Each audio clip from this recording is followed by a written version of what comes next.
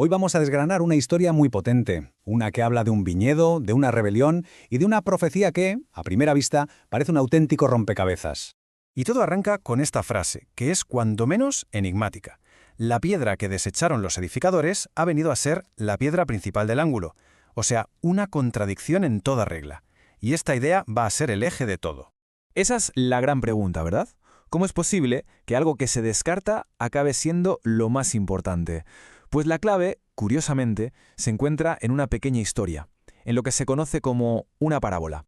Vale, pues vamos a meternos de lleno en esta parábola. Es una historia de rebelión que nos va a dar todas las pistas para entender el misterio de esa piedra rechazada. A ver, imaginemos la escena. La historia empieza con un propietario que monta una viña con todo detalle. La planta, la protege, la deja lista para producir y la alquila a unos labradores. Hasta aquí todo normal, un acuerdo comercial. Pero claro, cuando llega el momento de la verdad, el de recoger los frutos, la cosa se tuerce. El dueño manda a sus empleados a por la parte que le corresponde, y la respuesta de los labradores es de una violencia brutal, totalmente inesperada. Y la tensión, lejos de calmarse, va a más. El propietario, en un nuevo intento, envía un segundo grupo, esta vez más grande, pensando que quizás así, pero nada.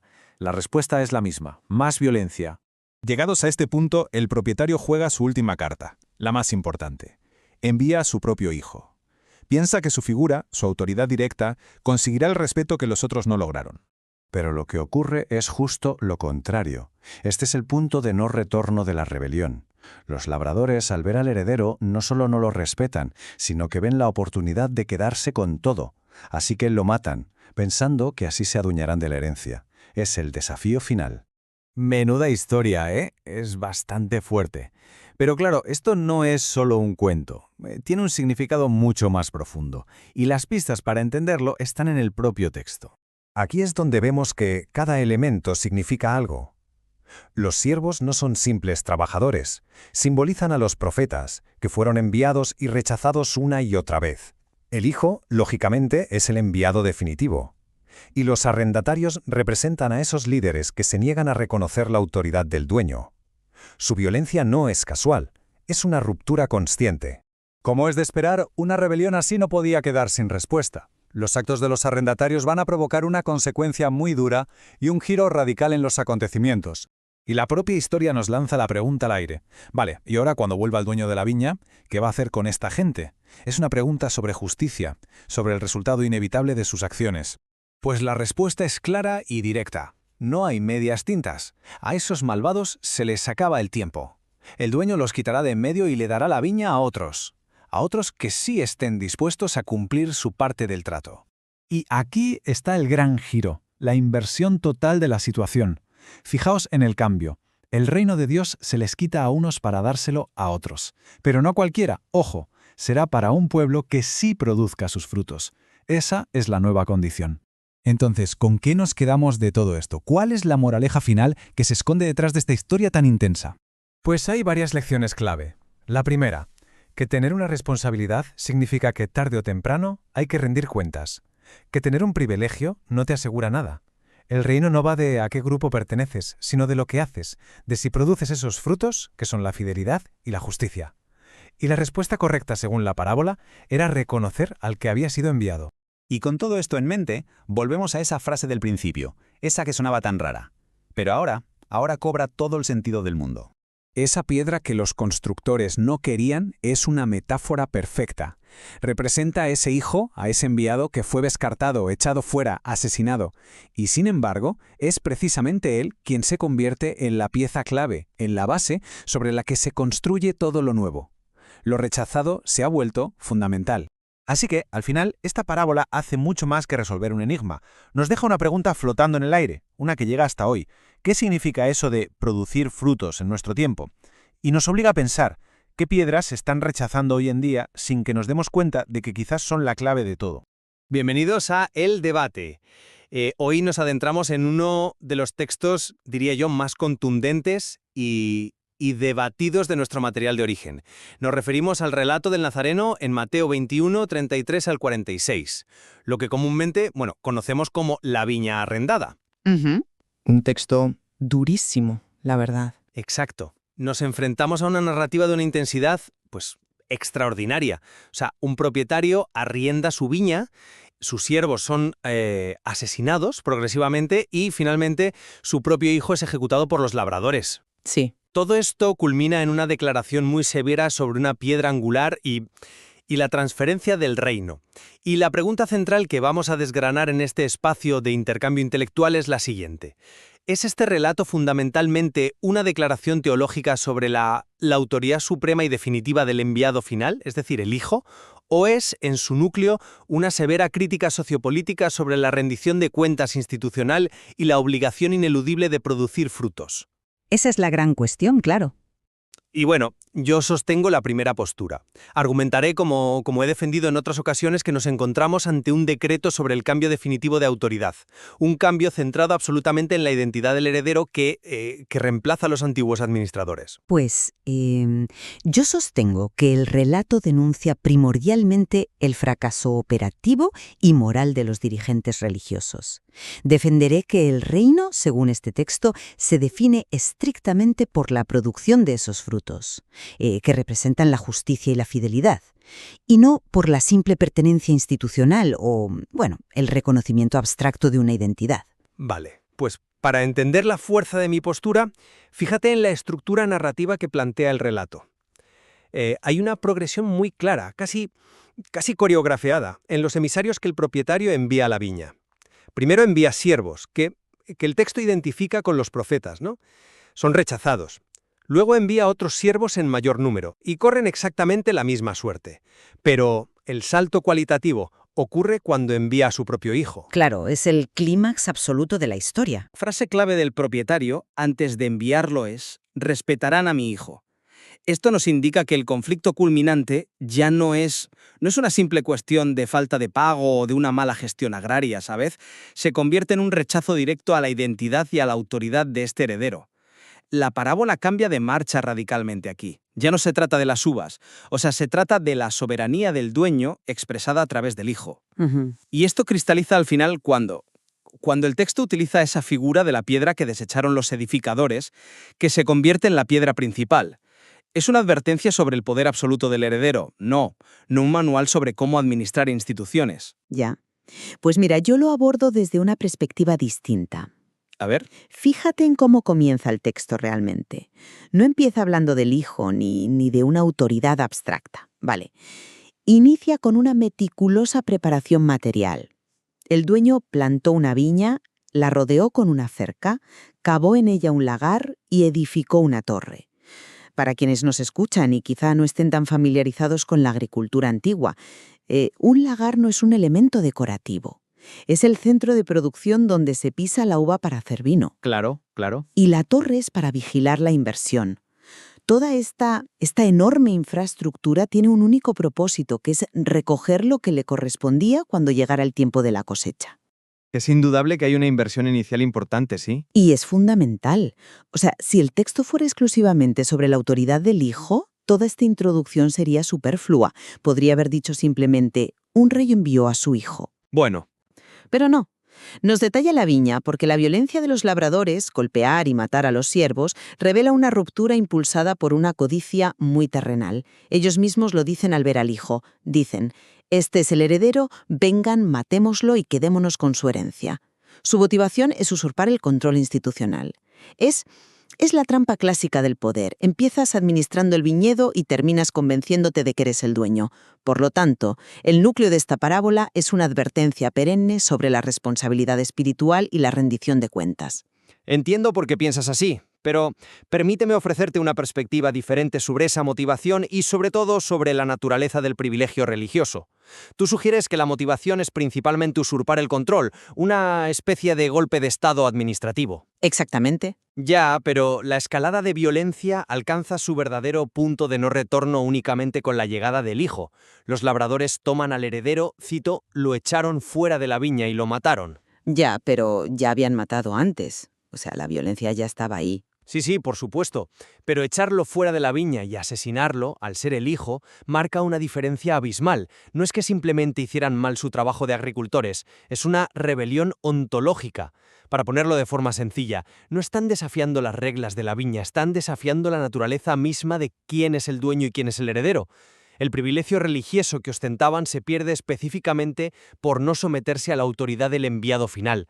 La pérdida de su estatus es la consecuencia directa de ese rechazo identitario, no de un simple error contable. Ujú. Es un punto interesante, te lo concedo, aunque yo lo plantearía de otra forma. Si leemos detenidamente el material, vemos que la violencia ya era extrema mucho antes del hijo. A los primeros siervos los golpearon, mataron y apedrearon. El sistema ya estaba podrido. Y fíjate que el material es explícito al señalar que el castigo que anticipan los mismos oyentes, eso de hará perecer miserablemente a esos malvados, no es una represalia exclusiva por rechazar al hijo de repente. Es el juicio por haber fallado sistemáticamente a lo largo de los años en su misión fundamental. El hijo es, digamos, el catalizador que destapa la cloaca institucional. Ya, pero no puedes negar que la figura del hijo cambia por completo la naturaleza del conflicto. Lo cambia porque expone su nivel máximo de corrupción. Claro, querían la herencia, querían los beneficios del reino sin someterse a las exigencias éticas del propietario. Recurrían a la violencia sistemática para retener su poder. Su fracaso es ético y operativo desde el primer siervo apedreado. No empieza con el hijo. Bueno, no me convence esa línea de razonamiento porque minimiza el dramático giro metafórico que da el texto inmediatamente después de la muerte del hijo. El relato abandona por completo la narrativa agrícola, de repente, y salta a una imagen arquitectónica colosal. Cita las escrituras diciendo que la piedra que desecharon los edificadores ha venido a ser la piedra principal del ángulo. Si el problema central fuera puramente administrativo o ético, como tú planteas, la parábola terminaría con la entrega de la viña a unos nuevos labradores. Punto final. Pero no lo hace. Introduce esta piedra. Una piedra que los edificadores descartaron porque no la consideraron útil para su estructura corrupta. Ojo. Exacto. Pero esta piedra rechazada es claramente una figura de supremacía absoluta. El juicio que se describe a continuación no es una simple auditoría para ver cuántas uvas produjeron, es un evento cataclísmico. El texto dice textualmente: sobre quien ella caiga, lo aplastará. Esta imagen nos indica que lo que fue descartado por los líderes religiosos ha impuesto una nueva estructura cósmica de la que absolutamente nadie puede escapar. La piedra no es una herramienta para medir si hay frutos o no, es la base inamovible de una nueva realidad que destruye la rebelión. La lección principal es reconocer esta autoridad suprema. A ver, lo siento, pero simplemente no te compro esa idea. Y déjame decirte por qué. Adelante. Es innegable que la imagen de la piedra es poderosa, sí, y conlleva un juicio devastador contra esa generación de líderes. Pero cuestiono profundamente esa visión puramente autoritaria y destructiva que planteas. El material especifica específicamente esta imagen de la piedra como una inversión de juicio. ¿Y a qué te refieres exactamente con inversión de juicio en este contexto? Pues, para quienes nos escuchan, la piedra angular en la arquitectura antigua no era un adorno bonito en la fachada, era la primera piedra que se ponía, la más robusta, la que marcaba el ángulo, la plomada y la dirección de todos los demás muros. Si la pones mal o la descartas, el edificio entero colapsa. Los supuestos expertos, los líderes institucionales, fracasaron al evaluar qué material era necesario para construir. Lo que ellos descartaron se convierte en el fundamento. ¿Pero fundamento de qué? De una estructura que debe producir resultados. La piedra sirve para alinear a las instituciones. No es únicamente un meteorito que cae del cielo para aplastar rebeldes, como parece que sugieres. Risas. No he dicho un meteorito. Bueno, casi. Es la base sólida sobre la cual se debe edificar un pueblo que produzca sus frutos. Si nos quedamos solo con la parte punitiva del aplastamiento, olvidamos el propósito constructivo del dueño, que desde el mismísimo principio fue tener un viñedo funcional. Fíjate que al hablar de ese pueblo, tocas precisamente mi tercer argumento. Y creo que es aquí donde el texto inclina claramente la balanza hacia la teología y la autoridad. El texto declara: el reino de Dios será quitado de ustedes y dado a un pueblo. Vamos a detenernos ahí. Esta es una declaración teológica mayúscula sobre la pertenencia institucional y la transferencia de un estatus sagrado. Representa un cambio histórico irreversible. Un cambio provocado por su falta de resultados. Provocado por su rechazo a la piedra angular. Se realiza una transferencia real del privilegio divino. Ese grupo específico, que creía tener el monopolio absoluto de la viña por derecho de sangre o historia, lo pierde todo, y se le entrega una nueva entidad. la antigua institución colapsa bajo el peso de la piedra y surge una nueva realidad basada no en lo buenos agricultores que sean, sino en su relación con esa piedra angular. Es un asunto puramente de gracia y autoridad divina, de reconocer quién es el rey legítimo. Es un argumento muy bien construido, te lo reconozco, pero ¿has considerado la segunda mitad de esa misma frase que acabas de citar? ¿Te refieres a la producción de frutos, imagino? Exactamente. El texto no dice simplemente que el reino será dado a un pueblo y pone un punto final. Añade una condición ineludible, que produzca sus frutos. Y aquí es donde mi postura cobra todo el sentido. El reino se define por la producción de frutos, no por la pertenencia institucional a un nuevo grupo privilegiado. Al insistir en que el nuevo grupo arrendatario hereda esta exigencia, el relato está dinamitando la idea misma de un estatus sagrado incondicional. Ya, pero es un nuevo grupo, hay una transferencia real de ese estatus. Sí, pero no hay una nueva élite permanente. El privilegio que se le quita a los primeros labradores no se transfiere a los segundos como un regalo libre de responsabilidades para que se sienten a mirar el paisaje.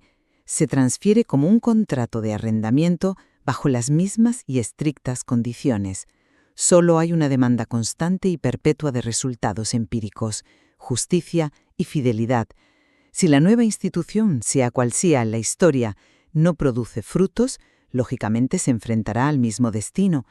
Por eso digo que es una advertencia intemporal sobre la rendición de cuentas institucional. Si te crees el dueño de la viña y dejas de entregar los frutos, te van a echar, seas quien seas. Comprendo tu enfoque en esa condicionalidad. Y es un recordatorio saludable de que no hay privilegios sin responsabilidad. Sin embargo, no podemos ignorar que los frutos solo son aceptables si son entregados a su tiempo y, lo más importante, al dueño legítimo. Y el texto establece que la única forma de relacionarse con el dueño es a través de esa piedra angular, del hijo. El fracaso institucional que tú mencionas está enraizado en una ceguera teológica profunda. Ellos sabían perfectamente quién era el heredero, lo dicen explícitamente. Este es el heredero. Sí. Su violencia es un rechazo plenamente consciente de la jerarquía divina. Por eso, desde mi punto de vista, la solución del relato no es enviar a un mejor administrador de empresas o a un consultor agrario que optimice el lagar. La solución es que el dueño establezca a su hijo como la piedra principal y fundacional. El reconocimiento de su identidad precede a cualquier fruto. Claro, pero esa ceguera teológica que tú mencionas, si rascas un poco, estaba totalmente motivada por la codicia material. Lo dicen ellos mismos, quedémonos con su herencia. Su teología falló estrepitosamente porque su ética estaba corrompida por su apego al poder. Esa enorme infraestructura de la viña, el lagar, la torre, la cerca de protección, estaba diseñada por el propietario para la productividad del reino, no para el enriquecimiento ilícito y el confort de sus administradores temporales. Cuando el texto denuncia este fracaso, está señalando directamente cómo utilizaron la religión y su posición de privilegio para su propio beneficio, en lugar de servir al propósito del propietario. No puede separar su mala teología de su nula ética. Van de la mano. Es un debate fascinante, güey. Y creo que nos acerca a comprender la verdadera profundidad de este material. Desde mi perspectiva, para ir resumiendo, reafirmo que el relato de Mateo ilustra por encima de todo el establecimiento soberano e inamovible de la piedra angular. La progresión meticulosa de los siervos hacia el Hijo demuestra que estamos ante un evento teológico singular e irrepetible. La parábola exige el reconocimiento incondicional de la autoridad del enviado final. Esta autoridad no es un simple detalle en la buena administración de la viña, sino el fundamento que sostiene todo lo demás. La transferencia del reino es el resultado directo del rechazo de esta identidad central, demostrando que nuestra postura ante el heredero es la medida última de todas las cosas. Y por mi parte concluyo reiterando que la elaborada infraestructura descrita al inicio exige una rendición de cuentas que es innegociable. El relato es una crítica feroz, casi cortante, al abuso de poder y a la falsa seguridad que dan las instituciones. Sin la producción constante de justicia y fidelidad, que son los verdaderos frutos de esta viña, ninguna institución, por muy privilegiada, histórica o sagrada que se considere a sí misma, está a salvo de ser removida. El reino pertenece a quienes rinden cuentas de sus acciones éticas y espirituales a lo largo del tiempo, no a quienes simplemente ocupan los cargos directivos o intentan reclamar una herencia mediante la fuerza o la exclusión. Absolutamente. Y aunque mantenemos diferencias sustanciales y muy marcadas sobre dónde reside el verdadero núcleo de este texto, me parece evidente que tenemos puntos de convergencia importantes. Ambos coincidimos en que la parábola presenta una ruptura drástica y una advertencia implacable. Estamos de acuerdo en que el rechazo de los administradores originales, ya sea que lo veamos motivado principalmente por una rebelión teológica contra el Hijo o por una codicia institucional desenfrenada, trae consigo una profunda inversión del juicio divino. Lo que el poder establecido descarta y considera inútil es precisamente lo que el propietario elige exaltar como fundamento. Así es. Ambos reconocemos la enorme gravedad de las consecuencias que expone el material de origen. Es una narrativa que te arrincona, que no permite posiciones neutrales ni lecturas cómodas. La complejidad de esta parábola, con su entrelazamiento brillante de exigencias éticas y afirmaciones absolutas de autoridad, ofrece un terreno inmensamente rico para explorar. Queda mucho más por reflexionar, sin duda, sobre cómo se equilibran en la vida real la naturaleza del privilegio, la autoridad absoluta del heredero y esa responsabilidad ineludible de la que hablábamos, la de producir frutos a su tiempo. Totalmente de acuerdo. Y con esa reflexión finalizamos nuestro análisis de hoy. Os invitamos a vosotros, quienes nos escucháis, a sumergiros en este fascinante material de origen, sopesar los argumentos que hemos presentado sobre la autoridad teológica frente a la rendición de cuentas y formar vuestra propia conclusión sobre la verdadera naturaleza de esta viña arrendada. Gracias por acompañarnos en este espacio de debate intelectual. Hasta nuestro próximo encuentro.